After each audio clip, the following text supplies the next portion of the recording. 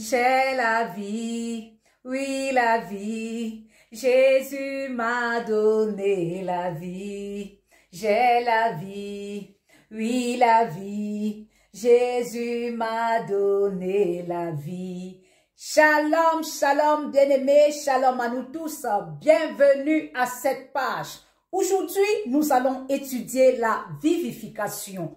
La vivification qui est l'un des avantages, des bénéfices de la mort de Yeshua HaMashiach, Jésus-Christ de Nazareth, à la croix de Golgotha. La vivification qui vient du mot grec zopo, qui veut dire donner la vie, porter la vie, engendrer, produire la vie. Bien-aimés, pour mieux comprendre la vivification, nous allons ouvrir le livre sacré, nous asseoir et étudier les Écritures. Shalom encore, une fois de plus. Oui, bien-aimés, lorsqu'on parle de vivification, on comprend dans ce mot la vie. Et pour comprendre la vie, nous allons retourner dans le livre de Genèse où tout a commencé. Dans le livre de Genèse 2, au verset 17, le Seigneur, après avoir créé l'homme, il lui donna l'ordre de ne pas manger du fruit de la connaissance du bien et du mal, et que s'il mangeait ce fruit, il devrait mourir. Mais lorsque nous continuons la lecture du livre de Genèse, nous voyons que Adam a vécu plus de presque 930 ans. S'il a vécu après avoir mangé le fruit, il n'est pas mort. Nous comprenons que cette mort dont parle la Bible, le Dieu, le Seigneur dans le livre de Genèse, il s'agit juste de la séparation avec Dieu. Et étant donné que toute l'humanité était dans Adam, l'homme, tout homme qui venait d'Adam, Adam et sa femme bien sûr, devrait naître étant séparé de Dieu, c'est-à-dire mort. Donc Dieu considère toute l'humanité étant mort. Et nous voyons lorsque le Seigneur continue dans le livre de Genèse 3, au verset 15, il dit au serpent, la postérité de la femme, je mettrai l'inimitié entre la postérité de la femme et ta postérité. Et la postérité de la femme t'écrasera la tête. Cela, c'était déjà l'annonce du Messie qui devait venir afin de vaincre à la croix. Donc, nous devons comprendre que l'œuvre de la croix a été une victoire afin que nous puissions avoir la vie. Afin que cette vie que nous avons perdue au travers d'Adam, nous puissions la retrouver. Et lorsque vous voulez bien comprendre également pourquoi nous étions morts, la Bible nous dit dans le livre de Romains 5 au verset 12, parce que l'homme a péché, nous pouvons lire. Oui, nous pouvons lire, je lis la parole dans Romains 5 verset 12. C'est pourquoi par un seul homme, le péché est entré dans le monde et par le péché la mort, et qu'ainsi la mort s'est étendue sur tous les hommes, parce que tous ont péché. Car jusqu'à la loi, le péché était dans le monde. Or, le péché n'est pas imputé quand il n'y a point de loi. Cependant, la mort a régné depuis Adam jusqu'à Moïse, même sur ceux qui n'avaient pas péché par une transgression semblable à celle d'Adam, lequel est la figure de celui qui devrait venir. La figure de celui qui devrait venir, c'est-à-dire, bien-aimés, prions avant de commencer. Père, nous venons dans le nom puissant de Yeshua HaMashiach te recommander ce moment. Ouvre notre entendement, donne-nous de comprendre les saintes écritures. Parle-nous, révèle-nous des mystères cachés dans ta parole. Au nom puissant de Jésus-Christ, nous avons prié. Amen, amen, amen. Bien-aimés, pour que nous puissions comprendre la vivification, parce que comme vous comprenez, il y a vie dans le mot vivification. Pour que nous puissions bien comprendre, nous allons retourner dans le livre de Genèse. Dans Genèse 2 au verset 17, Yahvé, notre Elohim, donna l'ordre à Adam et Ève après les avoir créés à son image et à sa ressemblance. Il a dit de ne pas manger l'arbre de la connaissance du bien et du mal, car le jour où ils en mangeront, ils mourront. Mais nous constatons dans tout le livre de Genèse, Adam a vécu 930 ans. Après avoir mangé le fruit, il n'était pas mort. Donc nous comprenons que le Seigneur voulait nous parler de la séparation. Donc il a voulu dire, Adam, le jour où tu mangeras le fruit de la connaissance du bien et du mal, tu te sépareras de moi. C'est ainsi que le Seigneur dans Genèse 3 au verset 15, il annonce que la postérité de la femme t'écrasera la tête. Je mettrai l'inimitié entre toi et la femme. Et lorsque nous voyons l'humanité, l'humanité était dans tout, dans Adam, dont nous venons tous de la filiation adamique. Tout être humain sur la terre vient d'Adam et de Ève. Donc, comme toute l'humanité se trouvait dans Adam, toute l'humanité était automatiquement séparée d'Adam. Il a donc fallu que le Seigneur lui-même, dans son plan rédempteur, envoie son Fils Jésus-Christ afin qu'il vienne pour nous donner la vie qui était perdue en Adam. Nous allons lire les Écritures pour comprendre comment nous étions tous en Adam. Allons dans Romains 5 à partir du verset 12. Je lis. C'est pourquoi, comme par un seul homme, le péché est entré dans le monde et par le péché la mort, et ainsi la mort s'est étendue sur tous les hommes parce que tous ont péché. 13. Car jusqu'à la loi, le péché était dans le monde. Or, le péché n'est pas imputé quand il n'y a point de loi. Cependant, la mort a régné depuis Adam jusqu'à Moshe, même sur ceux qui n'avaient pas péché par une transgression semblable à celle d'Adam, lequel est la figure de celui qui devrait venir. Souvenez-vous, Jésus-Christ est le second Adam, Yeshua Hamashiach pour certains. Donc, ce verset nous fait comprendre que tout homme était en Adam et tous ont péché parce que à cause de ce péché, du péché d'Adam, tous viennent dans le monde ayant déjà la nature pécheresse en eux. Cette nature qui les amène à pécher et à commettre encore le péché. Et cette nature qui les donne déjà la mort. La mort qui est la séparation avec Dieu. Et pour continuer dans les Écritures, nous voyons dans le livre de Luc, nous allons lire. Lisons Luc 9, verset 60. Mais Jésus leur dit, laisse les morts ensevelir les morts, et toi va annoncer le royaume de Dieu. Donc, Yeshua, lorsqu'il vient sur la terre, tous les hommes sont considérés comme morts. Personne n'a la vie. Nous comprenons donc que la vivification, lorsque la vie vient sur la mort, lorsque quelqu'un est mort et qu'on dit qu'il est revenu à la vie, c'est ça qu'on appelle la vivification. Et nous allons continuer dans le livre de Colossiens 2, du verset 12 au verset 13. Il est consigné, ayant été enseveli avec lui par le baptême, en lui aussi vous étiez ressuscités ensemble par le moyen de la foi en l'efficacité d'Élohim qu'il a ressuscité des morts. Et vous, étant morts dans les fautes et dans l'incirconcision de votre chair, il vous a vivifiés ensemble avec lui, nous ayant pardonné toutes nos fautes. Amen. Nous comprenons ici que la vivification est l'une des conséquences de la rédemption, de la rançon, du pardon de Yeshua à la croix de Golgotha. Parce que nous qui étions morts, comme cette parole le dit dans Colossiens 2, il nous vivifie, c'est-à-dire il nous donne la vie. Il nous donne la vie, nous qui étions morts dans le vieil homme que nous avions lorsque nous recevons Christ dans notre vie, lorsque nous écoutons l'évangile du salut.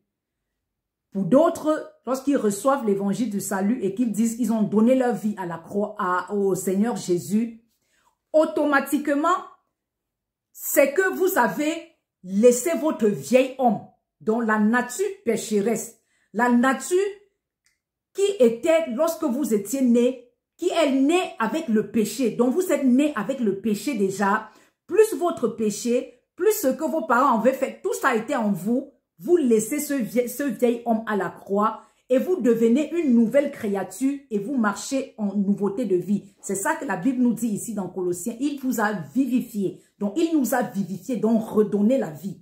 Nous allons continuer dans Éphésiens 2. Nous allons lire de 1 à 16. Lisons les Écritures.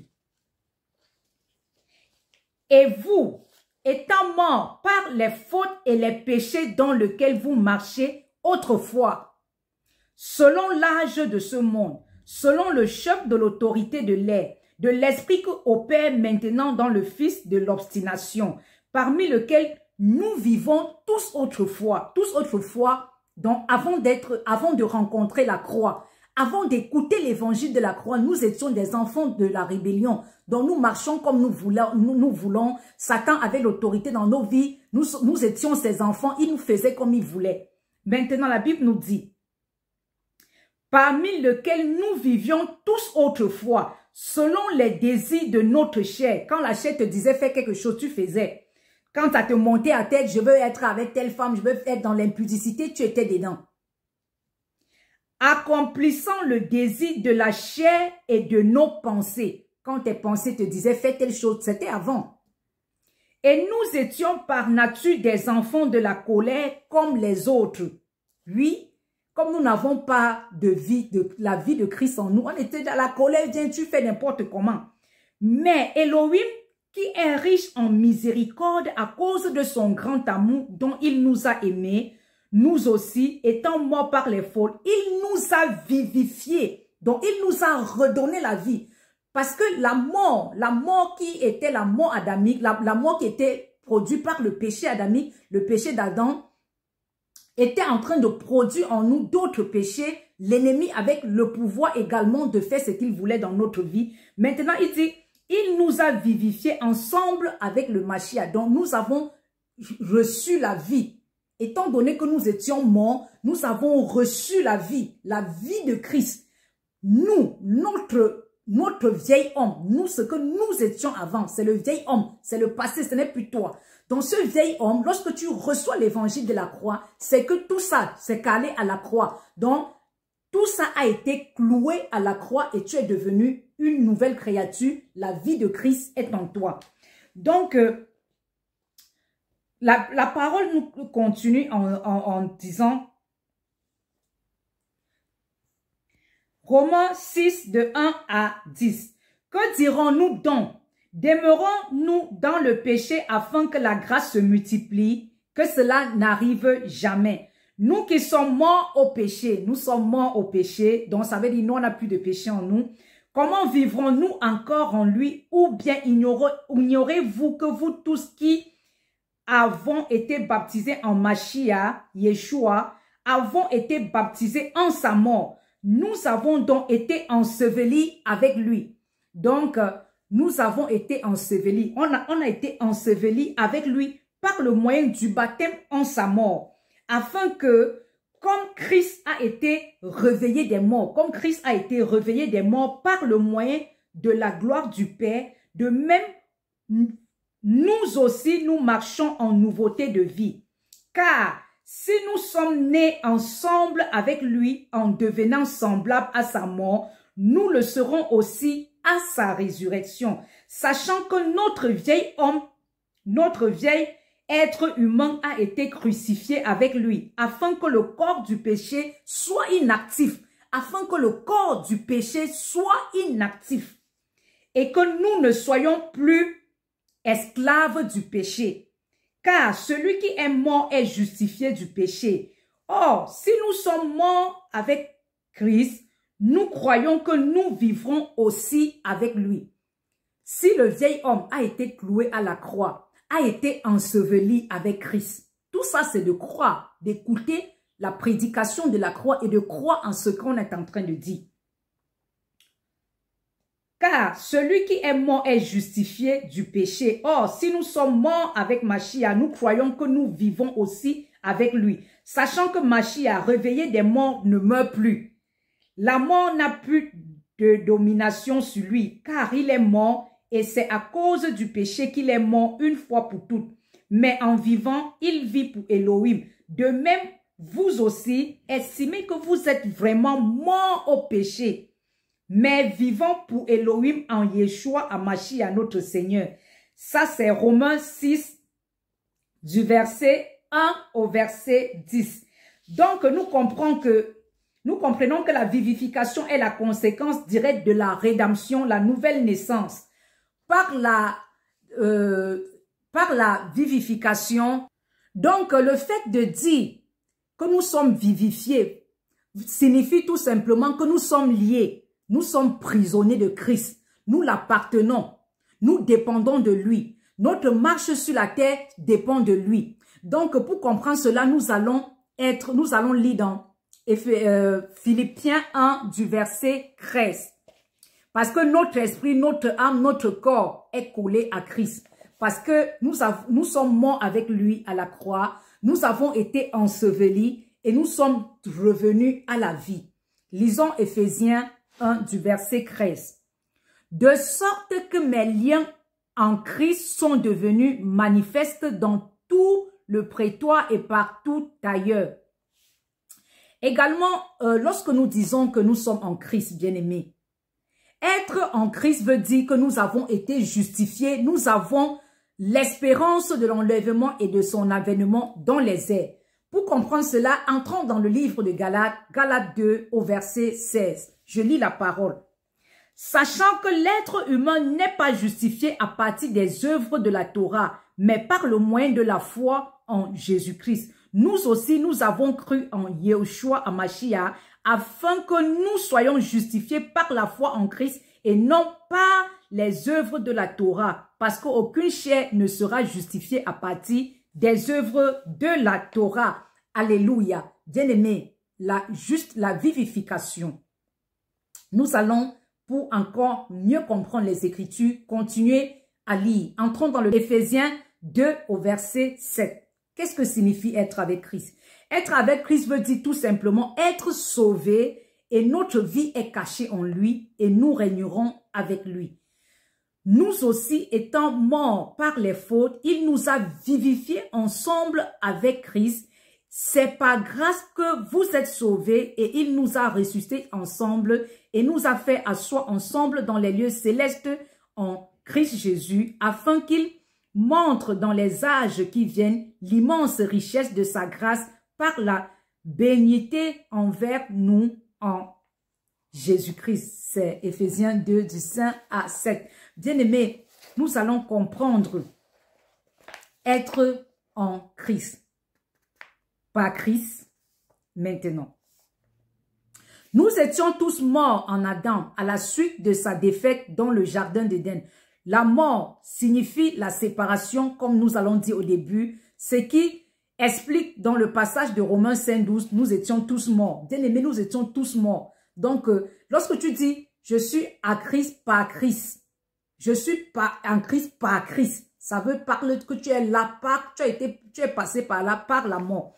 Maintenant, nous allons comprendre, bien-aimés, que la vivification, c'est l'acte par lequel nous avons la vie. Donc, c'est l'acte où nous sortons de la mort. Ça veut dire que la vivification, c'est le fait que la mort que nous avons eue depuis Adam a été annulée. Donc, la séparation a été annulée. La condamnation liée au péché, à la loi du péché et de la mort a été annulée. La condamnation liée à l'autorité de la puissance de Satan et de ses démons sur nous ont été annulées. La condamnation liée aux vaines manières héritées par nos parents ont été annulées. La condamnation liée à nos propres péchés ont été annulées. Donc, lorsque nous venons en nouveauté de vie, plusieurs choses ont été annulées dans nos vies. Les 4 captivités par lesquelles nous étions condamnés, dont je viens de citer antérieurement, ont été tous annulés.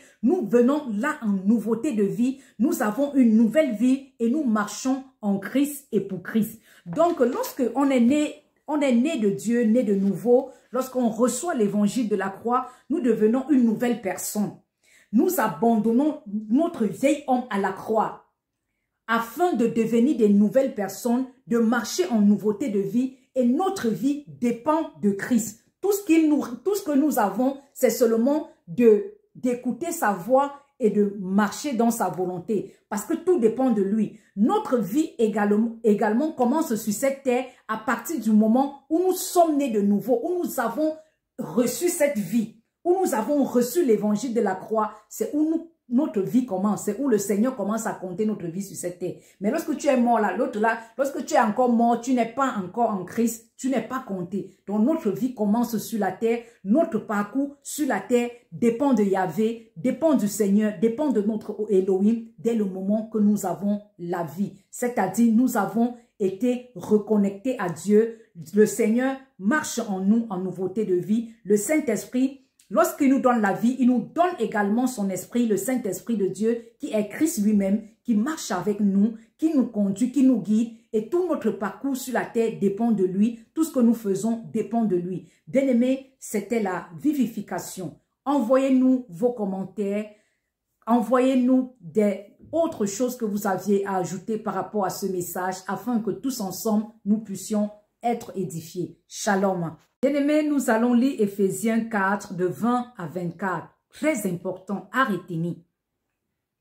Mais vous, ce n'est pas ainsi que vous aviez appris le Mashiach.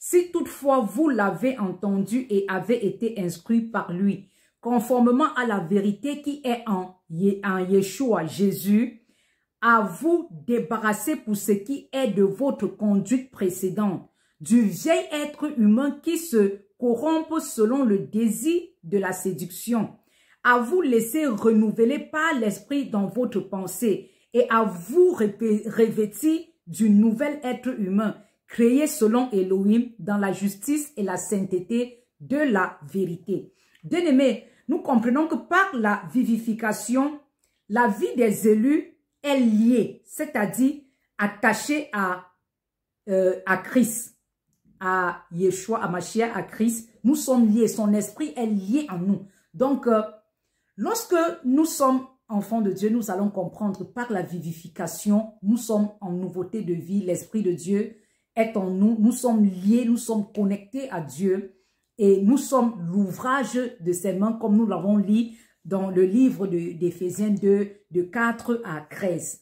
Nous sommes l'ouvrage de ses mains dont il nous a fait, il nous a façonné, dont il nous a donné la forme, il nous a créé. Imaginez un peu lorsque quelqu'un prend quelque chose pour créer.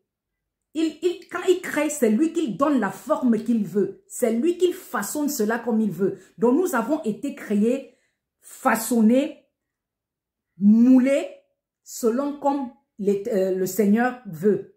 C'est ça que nous dit que la Bible, nous sommes l'ouvrage. Nous sommes son ouvrage.